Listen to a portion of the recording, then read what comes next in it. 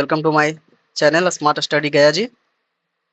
तो आज हम लोग करने वाले हैं ज्ञान बिंदु जीएस एकेडमी का double star mains 2.0 test series, जो कि अभी आने वाले मेंस के लिए भी इम्पोर्टेंट है। और जो भी स्टूडेंट्स टेस्ट सीरीज लगाना चाहते हैं यूट्यूब से, वो देख सकते हैं। और ऐसा नहीं कि मेंस के लिए सिर्फ इम्पोर्टेंट है, अभी जो आने वाला अपकमिंग एग्जाम्स है, जैसे कि हवलीदार क्लर्क हो गया, प्रोविजन एसआई हो गया, ये दोनों एग्जाम के लिए भी काफ़ी महत्वपूर्ण है। और आप लोग प्रैक्टिस सेट करते रहिए, जितना प्रैक्टिस सेट कीजिएगा उतना ही आपके लिए काफ़ी हेल्पफुल रहेगा। तो आइए स्टार्ट करते हैं। फर्स्ट क्वेश्चन बोल रहा है आपका, कार्य के बारे में निम्न में से कौन सा कथन गलत है। कार्य की माप लगाए गए बल तथा बल की दिशा में वस्तु के विस्थापन के गुणनफल के बराबर होता है। और ऐसा कीजिए कि आप लोग इसका कमेंट में भी आप लोग बता सकते हैं आंसर कि, और खुद से भी लगा सकते हैं। अगर आप लोग वीडियो देख रहे हैं तो आप खुद से भी ये टेस्ट सीरीज लगा सकते हैं। कार्य एक सदिश राशि है, तो ये ऑप्शन गलत है, क्योंकि कार्य एक अदिश राशि है। और बल एवं विस्थापन के बीच 0 डिग्री का कोण होने पर कार्य न्यूनतम होता है, ये भी ऑप्शन गलत है, क्योंकि बल एवं विस्थापन के बीच 0 डिग्री का कोण होने पर कार्य अधिकतम होता है। कार्य अधिकतम होता है, अधिकतम होता है। और ये ऑप्शन आपका सही है। फर्स्ट पूछ रहा है कौन सा कथन गलत है, तो आपका हो जाएगा टेबल 2 एंड 3। और सेकंड क्वेश्चन बोल रहा है आपका 60 डिग्री फ़ारेनहाइट को केल्विन में बदले। तो केल्विन का फॉर्मूला क्या होता है? केल्विन का फॉर्मूला याद रखना बहुत जरूरी है, क्योंकि एक क्वेश्चन इससे रहता है, ये या फ़ारेनहाइट या सेल्सियस या केल्विन, एक क्वेश्चन इससे पूछेगा ही पूछेगा। तो F माइनस 32 गुने 5/9 प्लस 273.15। तो के इक्वल हो जाएगा, फ़ारेनहाइट कितना दिया हुआ है 60 माइनस 32 गुने 5/9 प्लस 273.15। तो आपका इसमें हो जाएगा 60 माइनस 32, 60 माइनस 32 28, 28 गुने 5/9। तो अब इसको आप लोग सॉल्यूशन कर लीजिएगा, ठीक है। और इसका आंसर आएगा आपका 288.5 केल्विन। अब आते हैं, ये फॉर्मूला एक बार लिख लीजिएगा और एक बार सॉल्यूशन खुद से कीजिएगा। खुद से कीजिएगा तो काफ़ी हेल्पफुल रहेगा आपके लिए, क्योंकि याद रहेगा। फॉर्मूला यहीं पे छोड़ दे रहे हैं, नहीं तो आप सर्च करके भी देख सकते हैं। आप 3 नंबर पे आते हैं।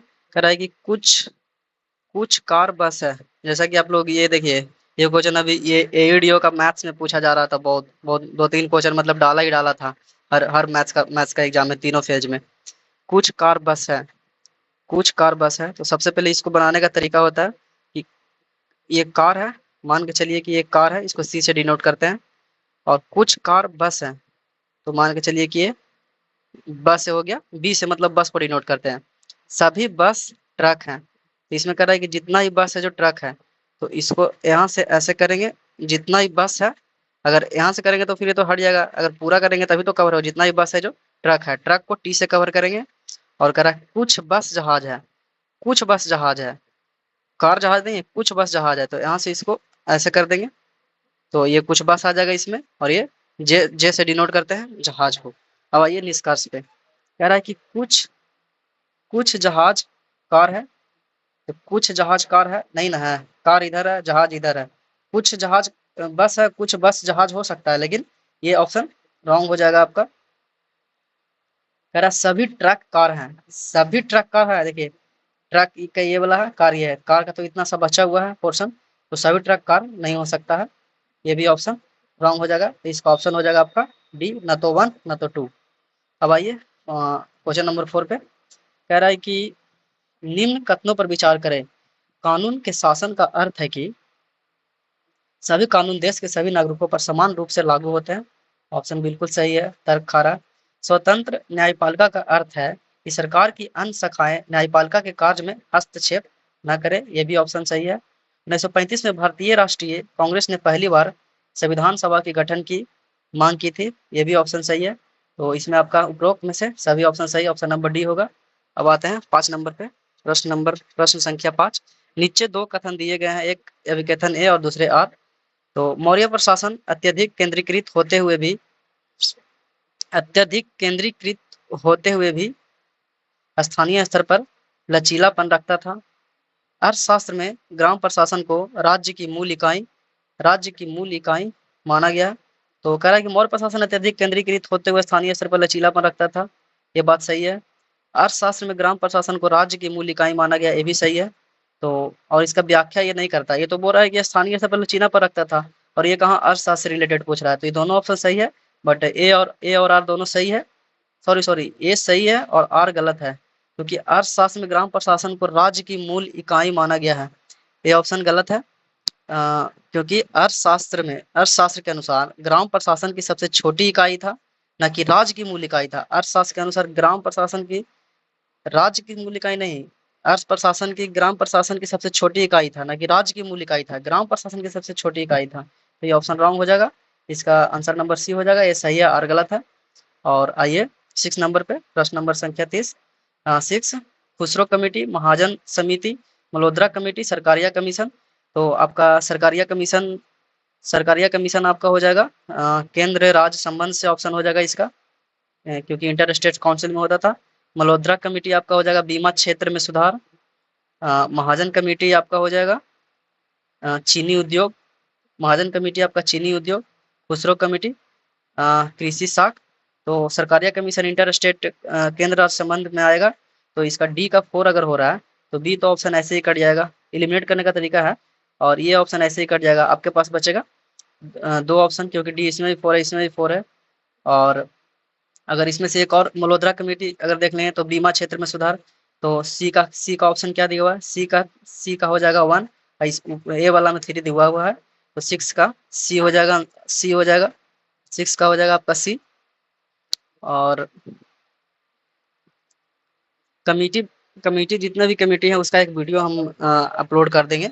आप लोग कमेटी का एक बार जरूर ध्यान में रखिएगा, क्योंकि कमेटी से हर बार एक क्वेश्चन पूछा है, तो क्यों 2 नंबर छोड़ा जाए, जो भी आ जाए याद रहेगा तो कम से कम बन ही जाएगा। अब आइए 7 नंबर पे, रंपा विद्रोह, खासी विद्रोह, पाबना विद्रोह एंड अहोम विद्रोह। 7वां नंबर में ये बोल रहा है। तो आपका हो जाएगा रंपा विद्रोह कब हुआ था?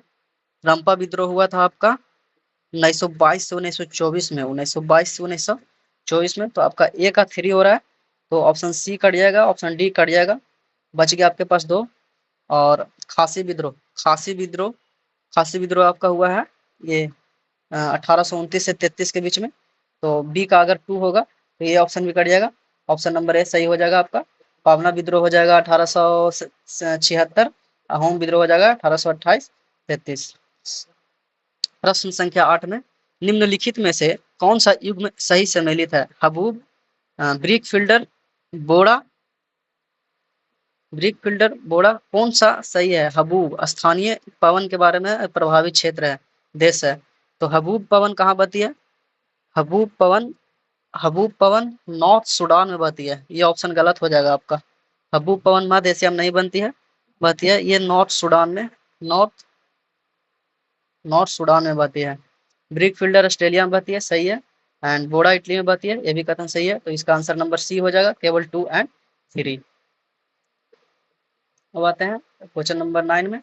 तो ये तो मैथ्स का क्वेश्चन है, आप लोग को जैसा कि पता होगा कि 15 से शायद 20 क्वेश्चन मेंस में पूछे जाते हैं।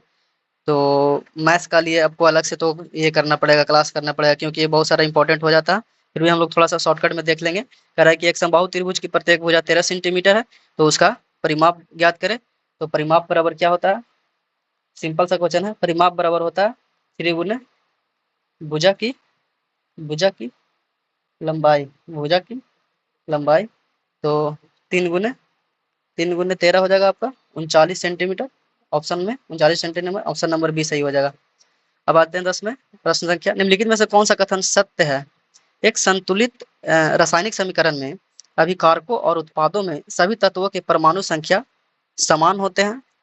कह रहा है कि एक संतुलित रासायनिक समीकरण में अभिकारकों और उत्पादों में सभी तत्वों के परमाणु संख्या समान होते हैं, तो हाँ, ऑप्शन सही है। एक असंतुलित रासायनिक समीकरण में अभिकारकों और उत्पादों की संख्या असमान होती है, तो ये भी सही है। इसका आंसर हो जाएगा सी, 1 और 2 दोनों सत्य है। और इसका अगर एग्जाम्पल देखिएगा तो H2 प्लस Cl2, अगर फर्स्ट का एग्जाम्पल देखिएगा तो H2 प्लस Cl2 2HCl हो जाएगा। तो H हो जाएगा अभिकारक, और H बराबर 2 है जो उत्पाद हो जाएगा। अब आते हैं ऑप्शन नंबर 11, सॉरी प्रश्न संख्या 11 में। एक ही तत्व के परमाणु जिनकी परमाणु संख्या समान किंतु द्रव्यमान संख्या भिन्न होती है, परमाणु संख्या द्रव्यमान किंतु द्रव्यमान संख्या भिन्न होती है, तो इसको क्या बोलेंगे? आइसोटोप होते हैं, सम आइसोटोप, समस्थानिक। और इसका एग्जाम्पल हो जाएगा जैसे कि आपका हो जाएगा यूरेनियम 235, इसका दिया हुआ द्रव्यमान संख्या 92, यूरेनियम 238 और इसका दिया हुआ 92।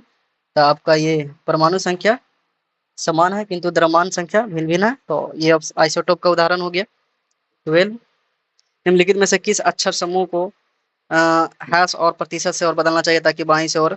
आप लोग एक काम करिए, मैथ का अलग से देख लीजिएगा क्योंकि मैथ्स बताने में थोड़ा वीडियो ज़्यादा ही लंबा हो जाएगा, इसीलिए मैथ्स को थोड़ा निगलेक्ट कर दे रहे हैं इसमें और ऑप्शन बता दे रहे हैं। आप लोग खुद से इसको करके देखिएगा। 12 का आंसर आपका हो जाएगा ए। निम्न में से किसका संबंध धर्मपाल से है? विक्रमशिला यूनिवर्सिटी, सोम विहार महाविहार, उदंतपुरी उदंतपुरी मठ। तो विक्रमशिला का संबंध है धर्मपाल से क्योंकि 750 में गोपाल ने पाल वंश की स्थापना की थी। गोपाल बौद्ध धर्म का अनुयायी था। गोपाल ने उदंतपुरी में एक मठ का निर्माण करवाया था। और सोमपुर महाविहार, तो इसमें धर्मपाल ने अनेक मठ और बौद्ध विहार बनवाए थे। उसमें विक्रमशिला विश्वविद्यालय भागलपुर बिहार तथा सोमपुर महाविहार स्थित है। वर्तमान में बांग्लादेश में स्थित है सोमपुर विहार, ये भी इससे रिलेटेड है। और उदंतपुरी मठ, तो उदंतपुरी मठ इससे रिलेटेड नहीं है क्योंकि ये देवपाल से रिलेटेड है।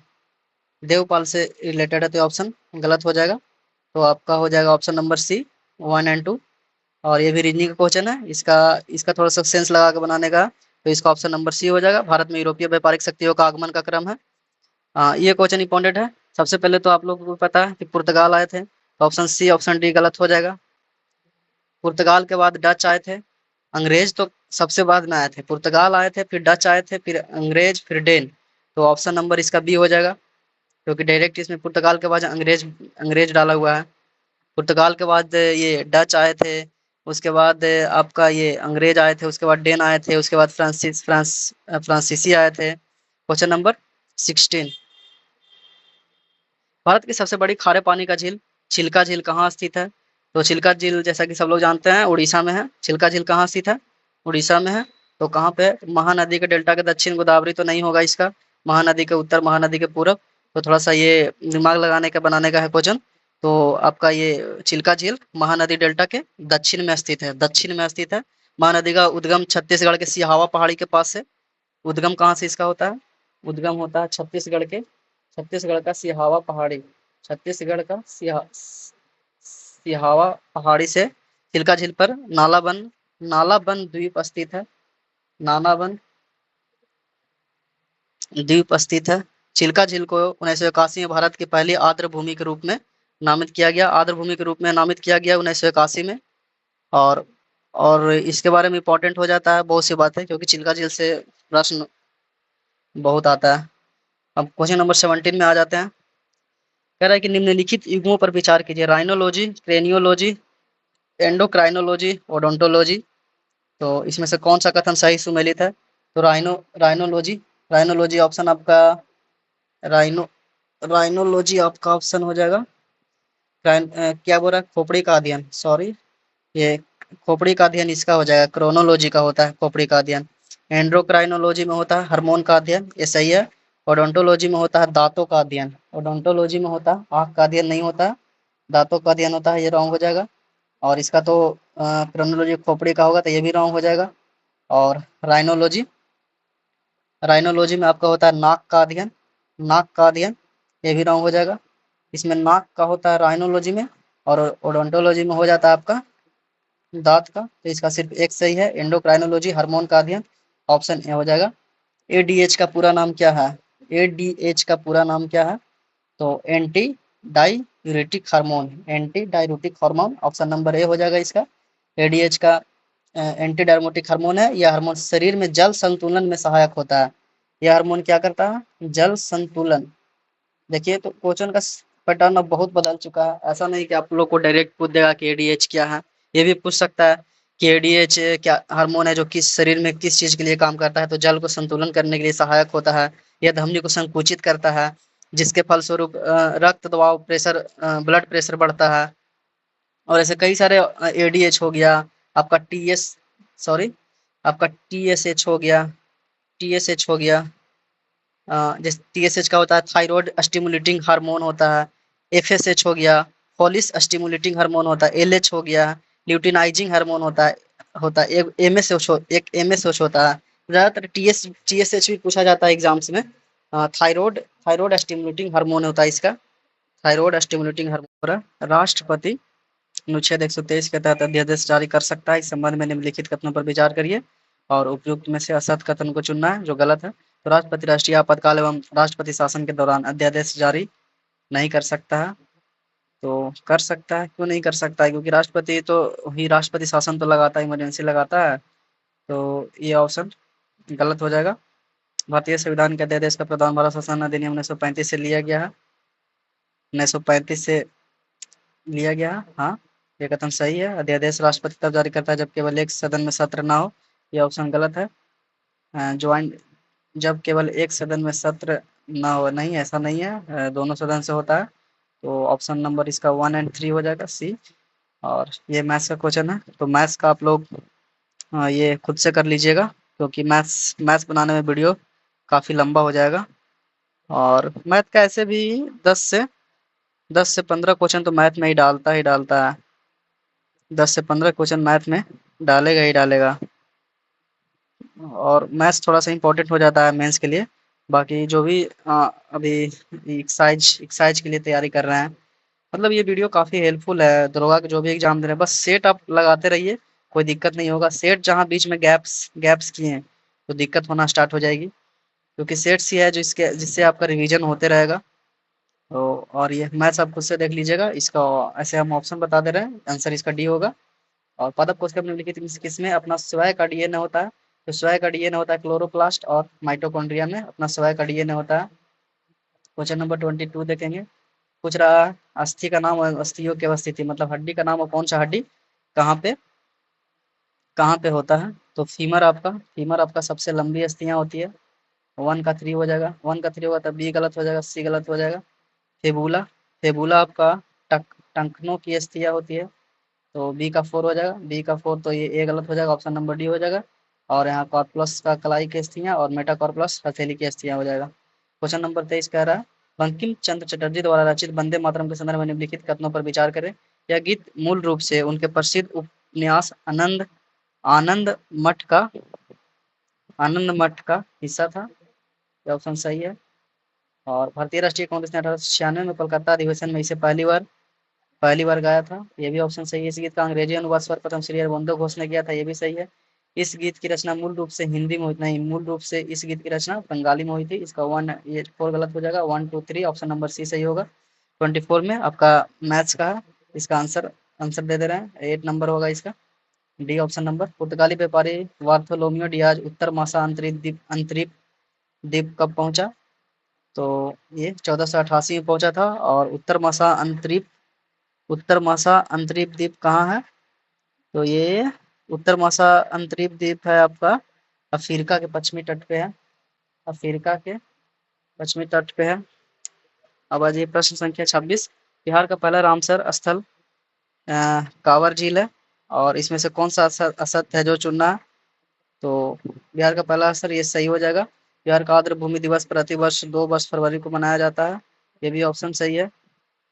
भारत की सबसे बड़ी अंतर्देशीय लवणीय आर्द्र भूमि उड़ीसा में, ये ऑप्शन रॉन्ग है, क्योंकि भारत की सबसे बड़ी अंतर्देशीय लवणीय भूमि राजस्थान में है। राजस्थान में है, तो 3 गलत हो जाएगा। बिहार में नवीनतम आर्द्र भूमि गोकुल जलाशय बक्सर एवं उदयपुर झील पश्चिम चंपारण में, ऑप्शन सही है। तो असद पूछ रहा है, तो ऑप्शन नंबर केवल बी हो जाएगा। निम्नलिखित में से कौन इनपुट डिवाइस नहीं है? Keyboard, plotter, scanner, boss. Plotter है जो आउटपुट डिवाइस है। निम्नलिखित में से कौन सा कथन सत्य है? आर्य समाज की स्थापना 1874 में बम्बई में की गई थी। तो आर्य समाज की स्थापना 1875 में हुई थी, 74 में नहीं हुई थी। तो ये ऑप्शन तो गलत ही हो जाएगा। दयानंद सरस्वती ने गौर अच्छा कमेटी की स्थापना की थी। तो आपका ये ऑप्शन सही हो जाएगा। दयानंद सरस्वती ने कलकत्ता में वेदांत कॉलेज की स्थापना की थी, ऑप्शन रॉन्ग है। 1885 में दक्कन एजुकेशन सोसाइटी की स्थापना हुई, ये भी ऑप्शन रॉन्ग है, क्योंकि 1877 में आर्य समाज का मुख्यालय लाहौर में स्थापित था। दयानंद सरस्वती वेदों की और लौटे का नारा देते हुए भारत का आधार स्तंभ बनाया था। दयानंद सरस्वती सर्वप्रथम स्वराज शब्द का प्रयोग किया। दयानंद सरस्वती का कथन है कि बुरे से बुरा देसी राज, अच्छे से अच्छे विदेशी राज से अच्छा है। राष्ट्रमंडल की पहली अफ्रीकी महिला महासचिव कौन बनी? सरली बोचवे बनी। इन्होंने आंध्र प्रदेश सरकार ने शून्य गरीबी पीपर नीति शुरू किया। और अंतर्राष्ट्रीय योग दिवस 2025 की थीम एक पृथ्वी एक स्वास्थ्य के लिए योग थी। जापान के क्रिप्टो परिसंपत्तियों के वित्तीय उत्पादों के रूप में कानूनी दर्जा दिया। दी गई आकृति में त्रिभुजों को गिनना है, तो इसका ऑप्शन नंबर सी हो जाएगा आपका। एनएम स्क्वायर के जी -2 की इकाई क्या है? तो गुरुत्वाकर्षण के सार्वभौमिक नियतांक। ऑप्शन नंबर डी, निम्नलिखित में से गति का द्वितीय समीकरण कौन सा है? तो S equal to U T plus 1/2at²। निम्नलिखित में से कौन सा राज्य एक आवश्यक तत्व नहीं है? तो भूभाग, जनसंख्या, सरकार, राजनीतिक दल नहीं होगा इसमें। हिमालय की सबसे भारी श्रृंखला को क्या कहा जाता है? शिवालिक कहा जाता है। भारत के संस्कृति मंत्रालय के अनुसार भारत में कितने शास्त्रीय नृत्य है? तो नौ नौ ठो नृत्य है भारत में, शास्त्रीय नृत्य। और कौन कौन से जो आप लोग कमेंट में बता सकते हैं। ऐसे ऐसे हम बता दे रहे हैं आपको, नौ को कौन कौन सा है। जो भरतनाट्यम जो तमिलनाडु का है, कथक उत्तर प्रदेश का है, कथकली ये केरल का है, कुचिपुड़ी आंध्र प्रदेश का है, उड़ीसी डांस उड़ीसा का है, मोहिनीअट्टम केरल का है, महिलाओं द्वारा किया जाता है ये। मणिपुरी डांस मणिपुर का, सत्तरिया डांस असम का है, छऊ झारखंड उड़ीसा और पश्चिम बंगाल का है। ये नौ शास्त्रीय संस्कृति मंत्रालय के अनुसार शास्त्रीय नृत्य है, इसको शास्त्रीय दर्जा दिया गया है। निम्नलिखित कथनों पर विचार कीजिए। सकल राष्ट्रीय उत्पाद में से मूल आवास को घटाकर राष्ट्रीय उत्पाद प्राप्त किया जाता है, सही है। प्रति व्यक्ति आय किसी देश के जीवन स्तर को प्रतिबिंब करती है, ये भी सही है। इसका ऑप्शन नंबर 1 2 होगा, इकोनॉमिक्स का क्वेश्चन है ये। अब आ जाते हैं ये 37 में आपका मैथ है, तो 37 का ऑप्शन नंबर बी हो जाएगा। 672 नंबर सीरीज है। निम्नलिखित में से कौन सा रोग कवक कवक के कारण नहीं होता है? गंजापन, एथली फुट, कवक मतलब फंगस, फंगस के कारण कौन सा रोग नहीं होता है? ये काला अजहर, क्योंकि काला अजहर वायरस से होता है। दो कर्मागत धनात्मक प्रकृति, ये भी मैथ है। तो आपका 39 का ये हो जाएगा। 29 वर्ग सिद्धांत किसने दिया था? कार्ल मार्क्स ने दिया था वर्ग संघर्ष का सिद्धांत। वर्ग संघर्ष का सिद्धांत के अनुसार इतिहास हमेशा शोषक और शोषित वर्गों के बीच संघर्ष का इतिहास रहा है। और 41 में रीजनिंग है, 41 का आपका सी हो जाएगा। और ये पराबैंगनी किरणें की खोजकर्ता कौन किया था? पराबैंगनी किरणें आपका ये रिटर द्वारा खोजा गया है। अवरक्त किरणें हर्शेल द्वारा खींचा गया है। लघु रेडियो तरंग ये हर्ट्ज द्वारा, और दीर्घ रेडियो तरंग मार्कोनी द्वारा।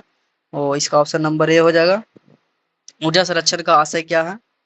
ऊर्जा न तो सृजन हो सकता है और न ही विनाश हो सकता है, कई बार क्वेश्चन पूछा गया है। रोजा पास की एक अफ्रीकी अमेरिका महिलाएं थी जो निम्नलिखित में से किस आंदोलन से जुड़ी थी? तो ये ये आपका हो जाएगा नागरिक, बी ऑप्शन हो जाएगा, नागरिक अधिकार आंदोलन से। सन 1869 में स्वेज नहर के खुलने से भारत और यूरोप की लंबाई कितनी कम हो गई? 7,000 किलोमीटर। और ये भी क्वेश्चन पूछता है कि स्वेज नहर का स्थापना 1869 में।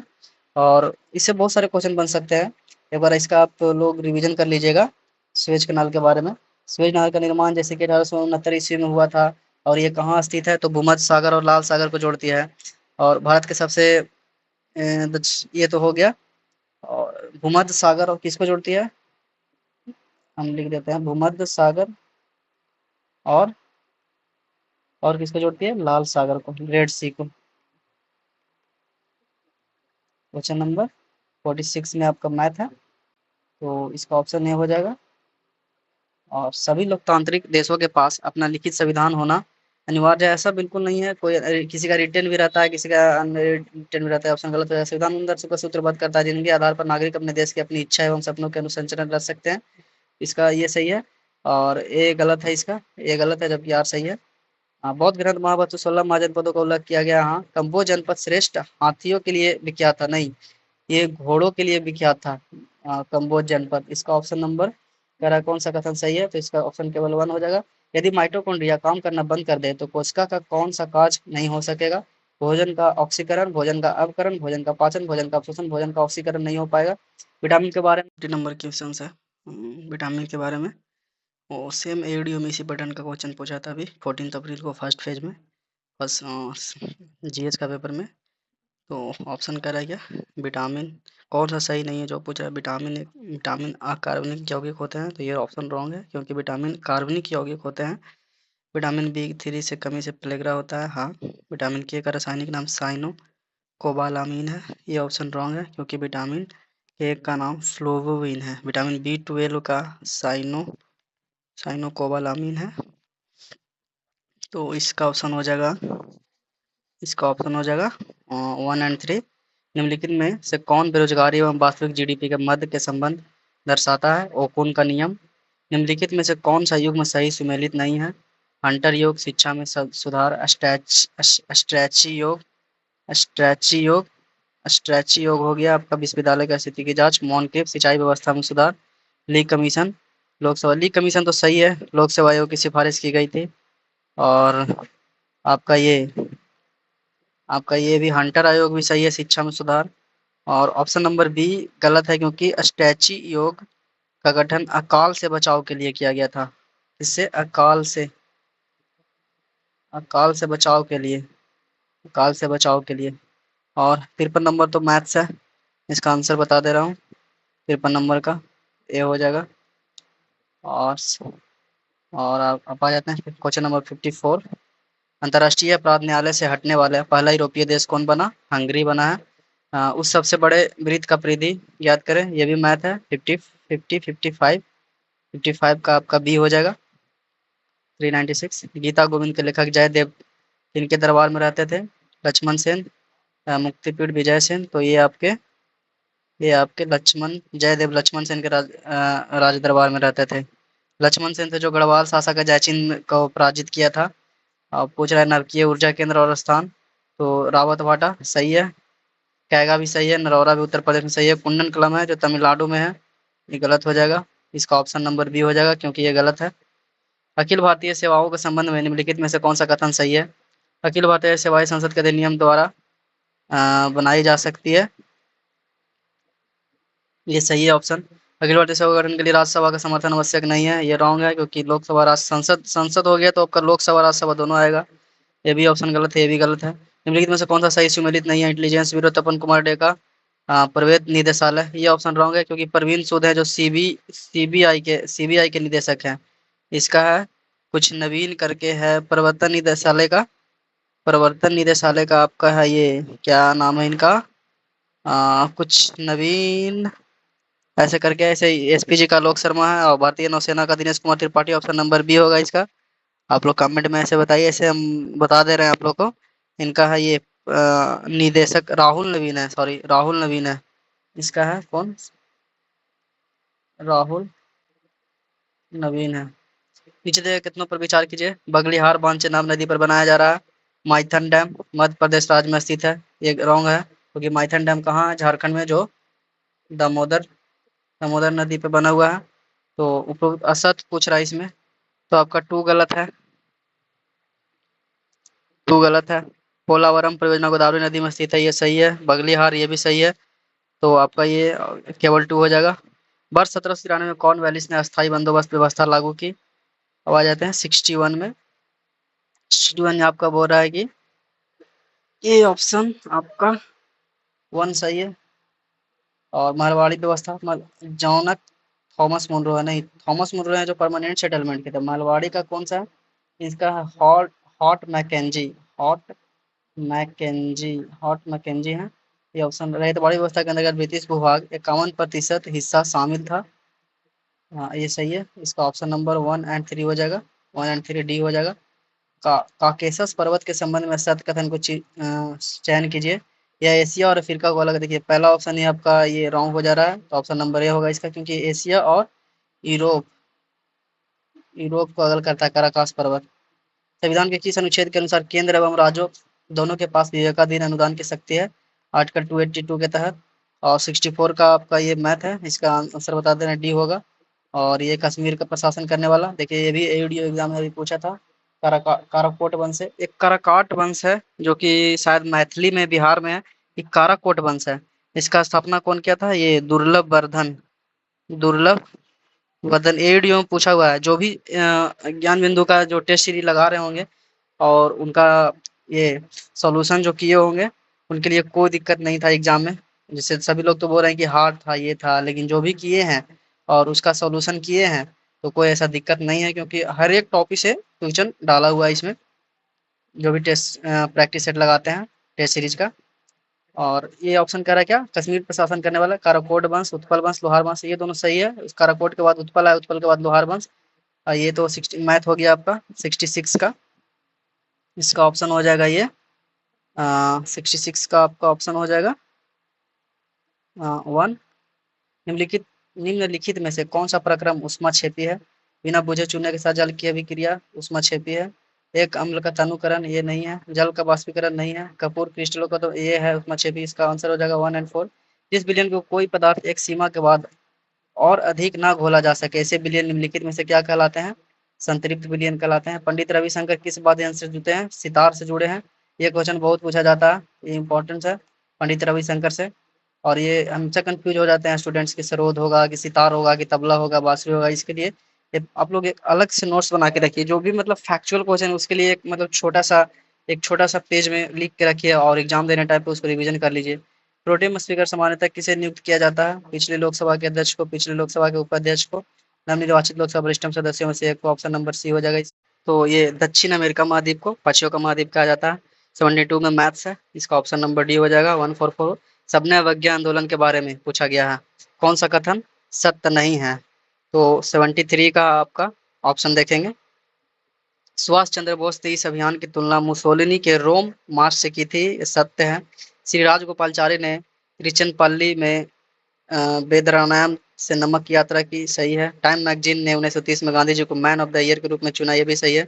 सॉन्ग्स फ्रॉम प्रिजन की रचना जवाहरलाल नेहरू ने की थी, ये रॉन्ग है, क्योंकि सॉन्ग्स फ्रॉम प्रिजन की रचना गांधी जी ने किया था।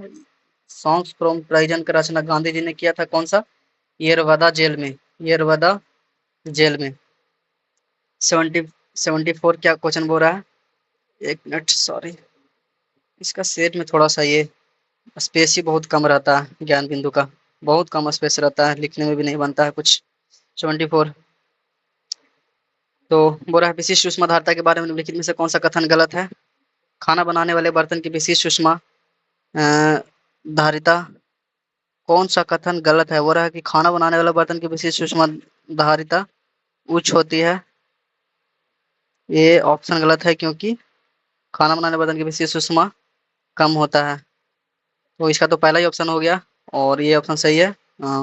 फिर आते हैं सतरिया, छऊ, मणिपुर, मोहिनीअट्टम, शास्त्रीय नृत्य के पूछ में, तो अभी क्वेश्चन ऊपर में था सतरिया है। सतरिया सतरिया आपका 75 नंबर सतरिया आपका है। मणिपुर का डांस है। मोहिनीअट्टम भी शास्त्रीय है और ये भी छऊ भी है, जो ये झारखंड, उड़ीसा, बंगाल का है छऊ डांस। तो सभी ऑप्शन हो जाएगा इसका। निम्नलिखित में से कौन सा मूल अधिकार केवल भारतीयों को प्राप्त है? ये भी इंपॉर्टेंट क्वेश्चन है, महत्वपूर्ण क्वेश्चन है आपका। भारतीयों के कौन सा आर्टिकल है जो सिर्फ भारतीयों के लिए है, विदेशी के लिए नहीं है, सिर्फ भारतीय के लिए है? तो आर्टिकल इसका हो जाएगा ऑप्शन नंबर ए, आर्टिकल 15 हो गया, 16 हो गया, 19 हो गया, 29 हो गया, जो सिर्फ भारतीय के लिए है। एक जिले की जनसंख्या इतनी है। 77 का मैथ्स का क्वेश्चन है आपका, ऑप्शन नंबर बी हो जाएगा। जब आरबीआई द्वारा सीआरआर की वृद्धि की जाती है, आरबीआई इकोनॉमिक्स का क्वेश्चन है, आरबीआई द्वारा सीआरआर बढ़ाया जाता है तो अर्थव्यवस्था में क्या होगा? बोल रहा है कि आरबीआई में जब सीआरआर को बढ़ाएंगे, तो जैसे कि मान लीजिए कि आपका ये आरबीआई है, ये सीआरआर है, तो अगर आरबीआई सीआरआर को बढ़ाएगा तो तरलता कम हो जाएगी और मुद्रा, सीआरआर बढ़ाएगा इसका मतलब हो गया कि अगर बैंक, एक मिनट आपको थोड़ा सा आसान भाषा में हम समझा देते हैं, क्योंकि इकोनॉमिक्स मेरा बहुत अच्छा है, आप लोग को बता देते हैं। जैसे कि आरबीआई हो गया, ये आरबीआई हो गया और ये बैंक हो गया। और आरबी बैंक जो है, जो आरबीआई से लोन ले रहा है, तो सीआरआर इस पे बढ़ा दिया, बैंक पे बढ़ा दिया, कौन? आरबीआई। सीआरआर को इंक्रीज किया, तो सीआरआर को इंक्रीज करेगा तो बैंक से तो ज्यादा पैसा लेगा, बैंक से ज्यादा पैसा लेगा तो इन्फ्लेशन, मतलब कि मुद्रास्फीति, इन्फ्लेशन इन्फ्लेशन को नियंत्रित करेगा, तरलता कम हो जाएगी। अब अगर सीआरआर बढ़ा देगा, सीआरआर मतलब होता है cash reserve ratio, cash reserve ratio, cash reserve ratio अगर सीआरआर को सीआरआर को कम कर देगा, सीआरआर को कम कर देगा तो तरलता बढ़ जाएगी। तो ऑप्शन नंबर इसका हो जाएगा डी। डी आरबीआई के पास बैंकों की अधिक पूंजी रखनी होगी, बैंकों की साख सृजन क्षमता कम होगी, बैंकों के पास तरलता में कमी होगी, ब्याज दर में वृद्धि होगी। तो एक बार सीआरआर को स्पेशली वीडियो बनाएंगे यूट्यूब पे इकोनॉमिक्स का। अब आ जाते हैं 79 में। किसे मानसून वन के नाम से भी जाना जाता है? तो आपका उष्ण कटिबंधीय पर्णपाती वन को मानसून वन के नाम से भी जाना जाता है। अब नंबर आ जाता है 80। बुद्ध के जीवन के प्रमुख घटनाओं के परंपरागत प्रतीक से गलत तरीके से निम्न में से कौन सा विकल्प जोड़ता है? जन्म, कमल एवं सांड, ज्ञान प्राप्ति, पीपल वृक्ष सही है, निर्वाण, स्तूप, गृह, त्याग, घोड़ा। इसका ऑप्शन नंबर सी हो जाएगा क्योंकि निर्वाण कुशीनगर में हुआ था ना, ये शायद इलाहाबाद। निर्वाण नहीं, निर्वाण के प्रतीक पद चिन्ह मृत्यु महाप्रवन प्रतीक स्तूप है। बौद्ध धर्म का संस्थापक महाबुद्ध बौद्ध ने प्रकाशन होता है। पहले 170 सम संख्याओं का औसत निकालना है। मैथ्स का क्वेश्चन है 81 का। तो सम संख्या का औसत निकालने के लिए आपका ऑप्शन नंबर इसका हो जाएगा ए 82। असत कथन को चुनना है। भारतीय संविधान के अनुच्छेद 53(1) के तहत संघ की कार्यपालिका की शक्ति राष्ट्रपति में निहित होती है। हाँ, राष्ट्रपति अनुसूचित क्षेत्र तथा अनुसूचित जनजाति क्षेत्रों में प्रशासकीय शक्ति रखता है। सही बात है। राष्ट्रपति लोकसभा की बैठक बुला सकता है लेकिन सत्रावासन नहीं कर सकता। सत्रावासन कर सकता है ज्वाइंट सिटिंग। इसका ऑप्शन ये सही हो जाएगा क्योंकि ऑप्शन ये गलत असत पूछ रहा था ना।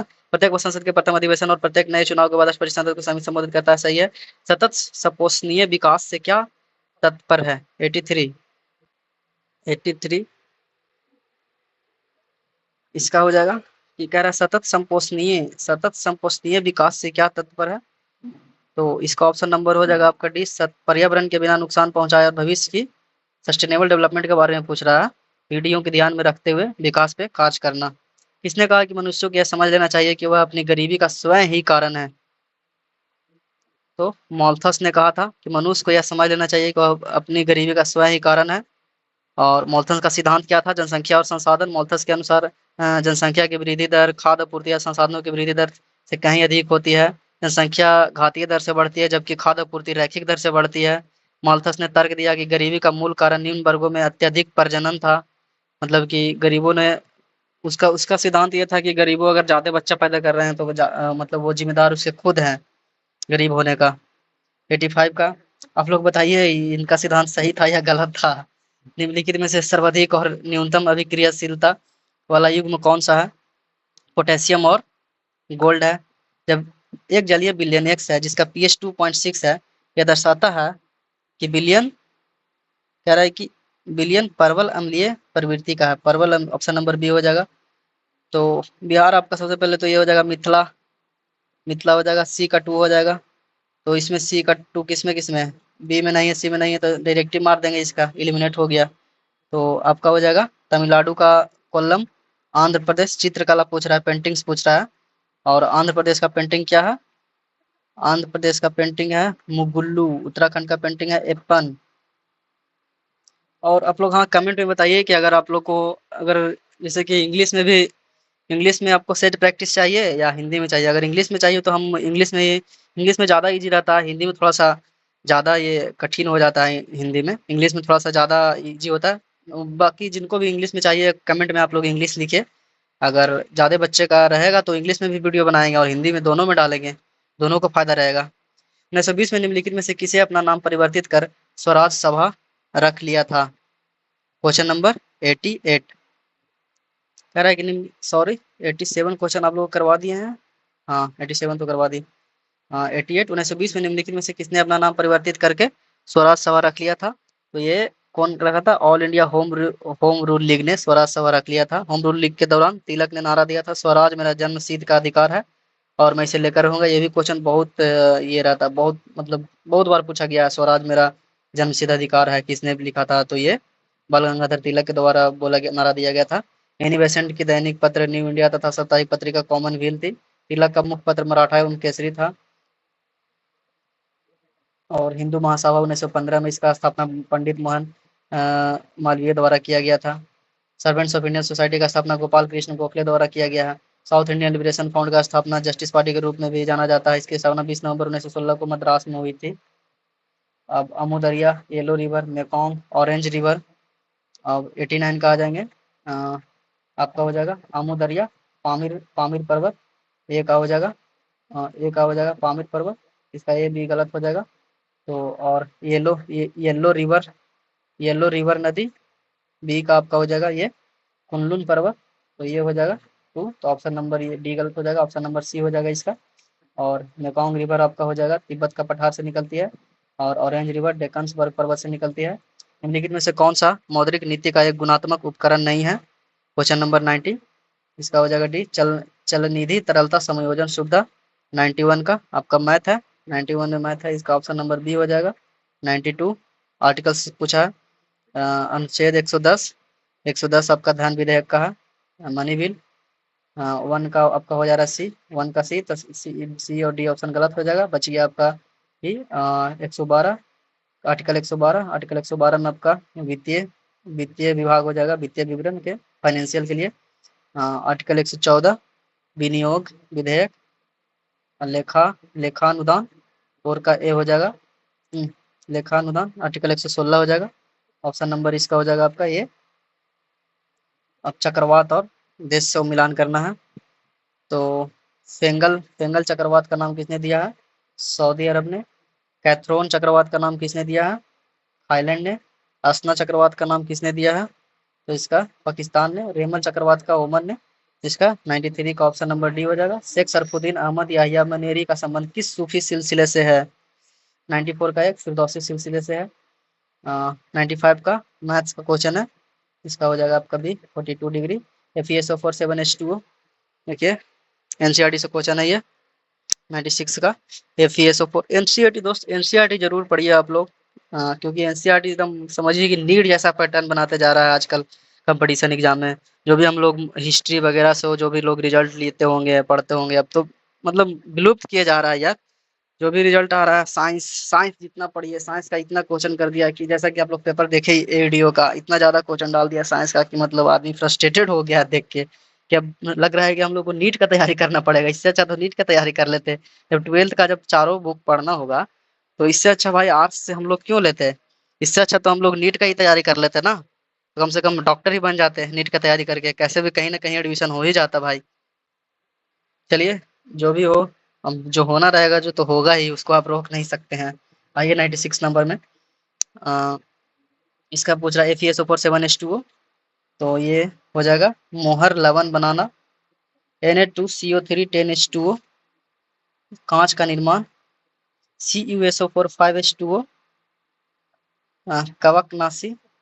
ZnSO4 7H2O, ZnSO4 कपड़ा उद्योग में उपयोग होता है। BSCl2 का 2H2O का उपयोग कहाँ होता है? BSCl का प्रयोगशाला में। इसका ऑप्शन नंबर बी हो जाएगा, बी हो जाएगा इसका ऑप्शन नंबर। निम्न में से हड़प्पा सभ्यता का वह कौन सा पुरास्थल है जहां से वर्गाकार ईंटों का साक्ष्य मिले हैं? चाणूदाड़ो। आदि शंकराचार्य द्वारा स्थापित 4 धाम में कौन सा धाम भगवान शिव को समर्पित है? तो इसका ऑप्शन हो जाएगा आपका रामेश्वरम।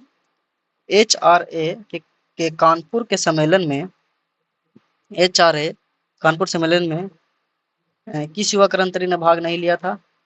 तो 99 का डी जवाहरलाल नेहरू ने नहीं लिया था। HRA मतलब हिंदुस्तान रिपब्लिकन एसोसिएशन, इसका थे सचिंद्र नाथ सरियाल, योगेश चटर्जी, राम प्रसाद बिस्मिल। अब आ जाते हैं क्वेश्चन नंबर 10 में। निम्नलिखित युग्मों पर विचार कीजिए। साइकस, साइकस आपका कौन सा युग्म सम्मिलित है? तो साइकस सही है आपका। नील हरित शैवाल, नील हरित शैवाल आपका गलत है। हाँ, नील हरित शैवाल आपका सही है, सही है, साइनोबैक्टीरिया। हाँ, टेरिडोफाइटा, टेरिडोफाइटा आपका गलत है क्योंकि बीज रहित पौधा है, जीवत जीवाश्म में लिख दिया है, ये ऑप्शन गलत है। इसका 1 और 2, 1 और 2 हो जाएगा ऑप्शन नंबर सी। तो आप लोगों का कितना सही हुआ आप लोग कमेंट में लिख सकते हैं। 100 में कितना क्वेश्चन सही हो रहा है, क्योंकि भाई दरोगा में इसका कट ऑफ 80 से कम जाने वाला है नहीं। लिख दे रहा हूँ अभी, दरोगा मेंस का कट ऑफ, दरोगा मेंस कट ऑफ 80 जाएगा कम से कम। और जो भी हवलीदार हवलीदार का एग्जाम देंगे, या प्रोविजन एसआई का एग्जाम देने वाले हैं, तो अभी दरोगा का कितना गया, 62 का टप गया है। तो आप मान के चलिए आप 70 स्कोर कीजिए, 70 70 70 दूनी 140, 130, 130 से आसपास का टप जाएगा हवलीदार और इसका। मान के चलिए 65 आपको सही करना है, कोई हाल में, हर हाल में सही करना है, तभी आपका रिजल्ट होगा। और आप लोग कमेंट में लिखिए, जिनको भी अगर इंग्लिश में चाहिए प्रैक्टिस सेट, तो हम इंग्लिश में भी वीडियो बनाना स्टार्ट कर देंगे। अगर ऐसे तो ज़्यादातर बच्चे हिंदी में ही खोजते हैं, अगर हिंदी में जो भी आपका, अगर इंग्लिश में आप लोग कमेंट कीजिए, हम जैसा देखेंगे उस वीडियो बना के फिर स्टार्ट करेंगे। तो ठीक है दोस्तों, बाय। ऐसे ही जुड़े रहिए हमारे चैनल के साथ, और डेली एक प्रैक्टिस सेट सोल्व कीजिए, आने वाले एग्जाम्स के लिए काफ़ी हेल्पफुल रहेगा। ठीक है, धन्यवाद, बाय।